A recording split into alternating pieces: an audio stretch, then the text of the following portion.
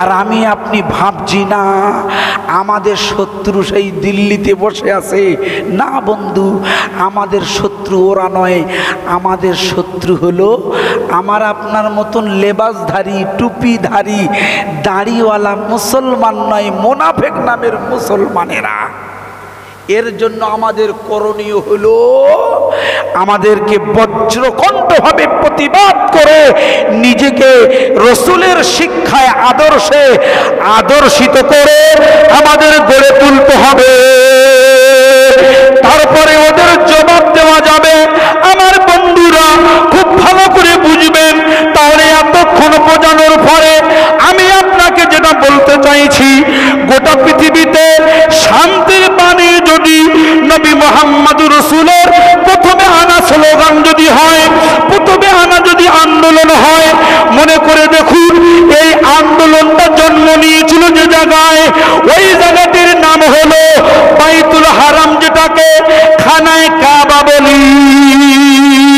এই খানায়ে কাবাটি মারাত্মক একটি জায়গা, যে খানায়ে কাবা আর বর্তমান যে পরিস্থিতি যেটা বর্তমান চলছে বাজারে, যেটির নাম হলো বাইতুল মুকাদ্দাস, যেটাকে আকসা বলা হয়েছে, এই দুটো মসজিদ গোটা পৃথিবীতে মারাত্মক ঐতিহাসিক মসজিদ। এই মসজিদগুলোকে নিয়ে পৃথিবীর বর্তমান দাদারা এরা বর্তমান রাজনীতির ওই নোংরা খেলায় মেতেছে, মুসলমানদেরকে কটুকথা করতে চাইছে, মুসলমানদেরকে ঈমান হরণ করতে চাইছে। আমার আল্লাহ যদি সহায় হয়, আমার আল্লাহর যদি রহমত হয়, আমার আল্লাহর যদি করুণা হয়, তাহলে গোটা পৃথিবীর মুসলমানদের ঈমান এবং আমল, গোটা পৃথিবীর মুসলমানদের অর্থ এবং সম্পদ যদি হেফাজত করতে পারেন, তার নাম হলো একমাত্র আমার আল্লাহ। একটু চিল্লে বলবেন সুবহানাল্লাহ। সাল্লাল্লাহু আলাইহি ওয়াসাল্লাম কাবা কাবা কাবা কাবা কাবা আছে জানি, আর কবে যাব ও গো আল্লাহ ফেলি চোখের পানি।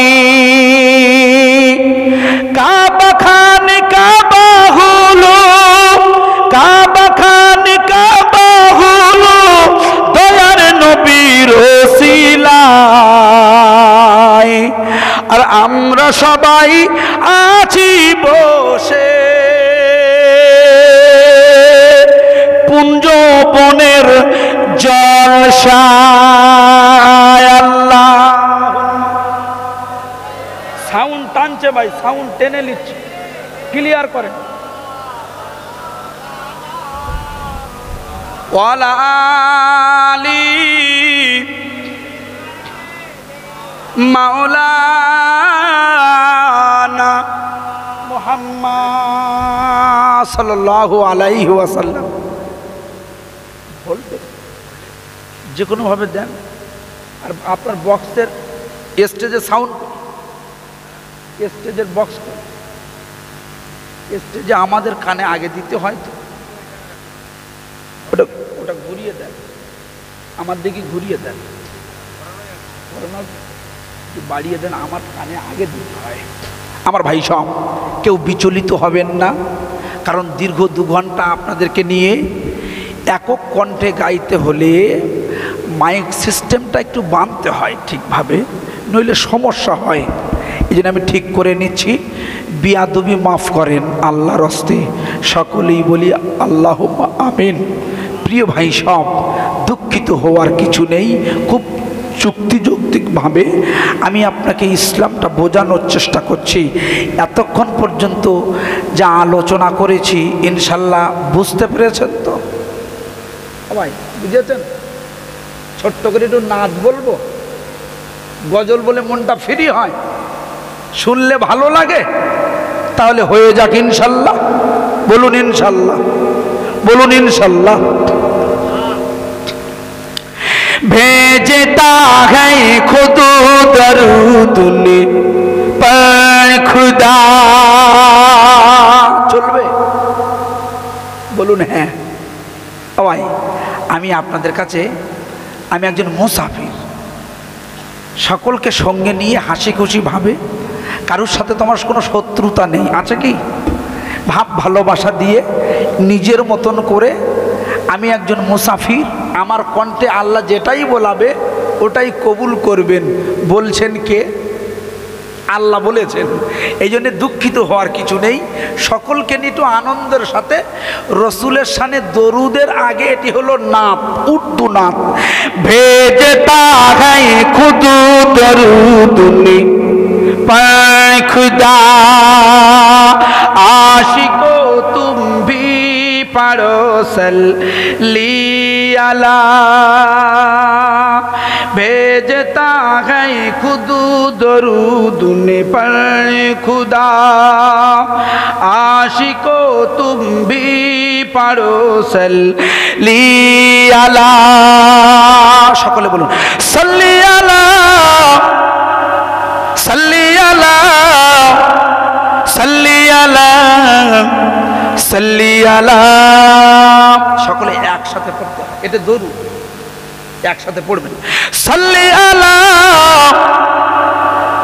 सल्ली अला सल्ली अला सल्ली अला।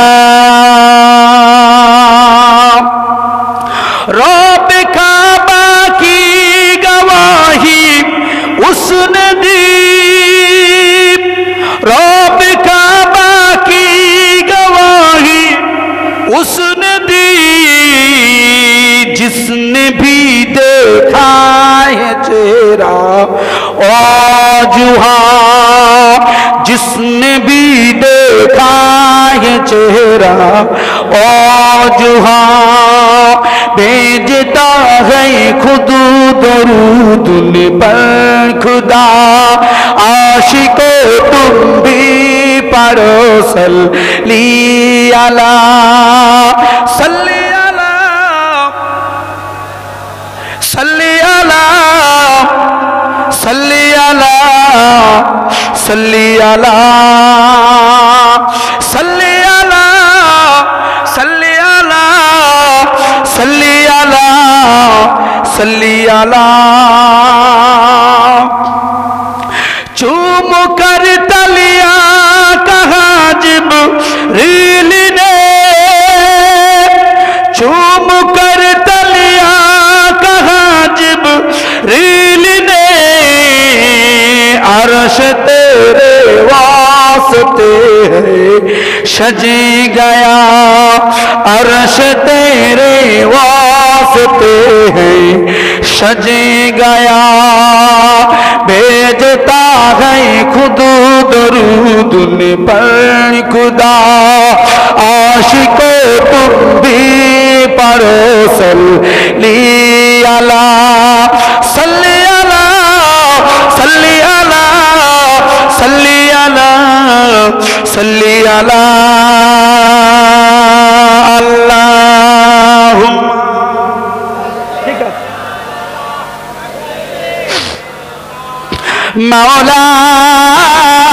मौलाना मुहम्मद वाला आली सय्यदीना मौलाना मुहम्मद। আমার ভাই সব, আমি এতক্ষণ ধরে আলোচনা করার পরে আমি আপনাকে প্রশ্ন করতে চাইছি, বলুন তো গোটা পৃথিবীর জমিনে যত মসজিদ আছে মসজিদ, বলুন তো এই টোটাল মসজিদের মালিককে? খানায় কাবার মালিককে? বাইতুল মুকাদ্দাসের মালিককে? পুঞ্জমনের জামা মসজিদের মালিককে? গোটা পৃথিবীর মসজিদের মালিক যদি আল্লাহ হয়, এবারে আমি আপনাকে বলতে চাইছি এই ভারতবর্ষে আমরা যারা টুপিওয়ালা আছি, এই টুপিওয়ালা মুসলমানদের মালিক তাহলে কে? সবার মালিক তো আল্লাহ, পৃথিবীর মালিক আল্লাহ, টুপিওয়ালা মালিক আল্লাহ, মসজিদের মালিক আল্লাহ। সুতরাং আল্লাহ ছাড়া পৃথিবীতে কিছু হয়নি, হবে না। ওই আল্লাহর নামে আমি শপথ করে এটাই বলতে চাইছি, ইসলাম ধর্মটি হলো হক হক হক। আল্লাহর কুরআন বলছে ইন্নাদ্দীনা ইনদাল্লাহ দীনিল্লাহিল ইসলাম। আমার আল্লাহ বলে গোটা পৃথিবীর জমিনে যত ধর্ম আছে, এক নম্বর মনোনীত ধর্মটি হলো ইসলাম ধর্ম। বলা যাবে সুবহানাল্লাহ। তাই আমাদের বেদের ভাষা সংস্কৃতে বলা হয়েছে, কি বলছে দেখেন, এত নীলন্নন্তরে মেলেছ আচার্যন সমন্বিত মোহাম্মদ ইতি খ্যাত শিষ্য শাখা সমন্বিত নিরিপশ্চেব মহাদেবং মরুস্থল নিবাসিন হতর্মিন্দ্র মহাসুরিন্দ্র অল্লং জ্যেষ্ঠং শ্রেষ্ঠং পরমং পূর্ণং ব্রহ্মান অল্ল রসুল মোহাম্মদাখং বরস্য। আমার সংস্কৃত ভাষায় এটাই ওরা প্রমাণ করে দিয়েছে, গোটা পৃথিবীর জমিনের এক নম্বর মানবতাবাদী, এক নম্বর আদর্শতাবাদী, এক নম্বর ধর্মীয় গুরু তিনি আর কেউ নন, তিনি হলেন নবী মুহাম্মদুর রাসূলুল্লাহ। একটু চিল্লে বলা যায় না সুবহানাল্লাহ। তাই আমাদের ভারতবর্ষের নেতারা জওহরলাল নেহেরু থেকে শুরু করে, গৌতম বুদ্ধ থেকে শুরু করে, স্বামীজি থেকে শুরু করে, রামকৃষ্ণ পরমহংস থেকে শুরু করে, বর্তমান আমাদের নরেন্দ্র মোদীরা, আমাদের মনমোহন সিংয়েরা, আমাদের পশ্চিমবাংলার সিএম মাননীয়া মমতা ব্যানার্জি থেকে শুরু করে সবাই স্বীকার করছে, মুসলমানেরা এদের ধর্মগুরু যিনি নবী মুহাম্মদ, ইনি কোনো জায়দায়ী ব্যক্তি নয়, ইনি একজন দার্শনিক উচ্চ পর্যায়ের শিক্ষিত আদর্শবান ব্যক্তি। তাই মাইকেল এইচ হার্ট তিনি তার দ্য 100 লিখে দিয়েছে, পৃথিবীর জমিনে এক নম্বর যদি থিঙ্কার মনীষী তিনি হলেন নবী মুহাম্মদুর রাসূলুল্লাহ। একটু চিল্লে বলা যায় না সুবহানাল্লাহ? একটু জোরে বলা যায় না সুবহানাল্লাহ? খুব ভালো করে বুঝবে। হুগলির মানুষ আপনারা, এখান থেকে গত কয়েক মাস আগে আমাদের ভারতবর্ষ থেকে একটি যান গিয়েছিল, চন্দ্রযান 3 গিয়েছিল না? কোথায় গেছিল? চাঁদে গিয়েছিল, চাঁদে। ওই চাঁদটা যে আমার রসুল আবার ফাটিয়ে দিয়েছে, এরা জানে না, ঠিক না বেঠিক? খুব ভালো করে বুঝবে। ফাটানোর রাস্তা আমি করছি না, ওই চাঁদ দ্বিখণ্ডিত বলছি না। এই ঘটনাকে কেন্দ্র করে আমাদের ভারতবর্ষের চন্দ্রযান 3 কে যাওয়াকে কেন্দ্র করে যদি বা এরা পৌঁছতে পারে দক্ষিণ মেরুতে, এটা আমরা ভারতবাসী আমাদের জন্য গর্ব। কিন্তু যে জায়গাটাই অগর্ব হয়ে গিয়েছে, মনে করে দেখুন, বাংলাদেশের এক কুখ্যাত মহিলা তিনি প্রশ্ন তুলে দিয়েছিল, তিনি বলে দিয়েছিলেন, কি বলেছিলেন, যখন চন্দ্রযান 3 গিয়েছে তখন বলেছে, আরে মুসলমান তোমরা শোনো, তোমরা যতদিন কুরআন শরীফটাকে বিজ্ঞানের কিতাব ভাবে, ততদিন তোমাদের দৌড় হবে মসজিদই পর্যন্ত, মসজিদ। আমরা যারা শিক্ষিত মানুষ, আমরা যতদিন কোরআনকে প্রাধান্য দেব, কোরআনকে মাথার মণি ভাবব, ততদিন আমাদের দৌড় নাকি হবে মসজিদের দরওয়াজা পর্যন্ত। মানে বেহায়া মহিলাটি বলতে চায় যে এদের দ্বারাই কোনো কম্য হবে না, এরা সব গবলেট, ঠিক না বেটি? এটাই বলতে চেয়েছে। আমি কোরআন দিয়ে উপমা দিয়ে দেব, কোরআন দিয়ে উদাহরণ দেব, খুব ভালো করে শুনবে। ও আমাদের কটাক্ষ করেছে, এটাই বলতে চেয়েছে মুসলমানে কিচ্ছু জানে না, কিচ্ছু পারে না। আরে মুসলমানরা কিচ্ছু পারার দরকার নেই। মুসলমানদের ধর্মের গুরু যিনি, মুসলমানদের যিনি নেতা নবী মুহাম্মদুর রাসূলুল্লাহ, তিনি তার আদর্শ নয়, তিনি তার মর্যাদা দিয়ে আল্লাহ পাকের দয়ায় এই পৃথিবী থেকে 4 বাড়ির কাছে, এখান থেকে প্রথম আসমান, দ্বিতীয়, তৃতীয়, সপ্তম আসমান করে আল্লাহর আরশে মহল্লায় গিয়ে এটাই প্রমাণ করে দিয়েছে, ওরে পৃথিবীর বিজ্ঞান বিজ্ঞান তোমরা এখন আমার থেকে তোমরা বর্তমান পৃথিবীর বিজ্ঞানীরা আমি নবী মুহাম্মদুর রাসূলুল্লাহ আমার পায়ের ধুলোর যোগ্য তোমরা হতে পারোনি। বর্তমান তো কম্পিউটার যুগ, মডার্ন যুগ, আধুনিক যুগ, কিন্তু এখান থেকে ১৫০০ বছর আগে যখন কোনো প্লেন ছিল না, যখন কোনো রকেট ছিল না, যখন কোনো কম্পিউটার ছিল না, যখন কোনো মোবাইল ছিল না, যখন কোনো ইলেকট্রিক লাইন ছিল না, ঠিক ওই সময় আমার নবী, আমার বিশ্ব নবী এই পৃথিবীর জমিন থেকে বিনা তেলের, বিনা জ্বালানির রকেটে করে আল্লাহর আসমান পাড়ি দিয়ে গোটা পৃথিবীর বিজ্ঞানীদের মুখে সুনকালি লেপে দিয়ে যারা স্বীকার করে না, যারা প্রকৃত শিক্ষিত স্বীকার করছে, আমাদের মুসলিমান আছে স্বীকার করেনি, এ কেন স্বীকার করে? রাসূলকে নিয়ে কটাক্ষ করে, কুরআনকে নিয়ে কটাক্ষ করে, এ বোঝাতে চায় আমি যে কিতাবগুলো লিখি এই কিতাবগুলো হলো সাহিত্যিক। কুরআনকে সাহিত্যিক বলা যাবে না, কুরআন কোনো কেতাবই হতে পারে, কুরআন বিজ্ঞানের কেতাব নয়। তাহলে এবারে আমি আপনাকে প্রমাণ দিয়ে দিই, মনে করে দেখুন কুরআন শরীফে একটি সূরা আছে যে সূরাটি সকলের পরিচিত, ওই সূরাটির নাম হলো সূরা ইয়াসিন। জানেন আপনারা সূরা ইয়াসিন, ইয়া আর সিন এর মানে কি জানেন আপনারা?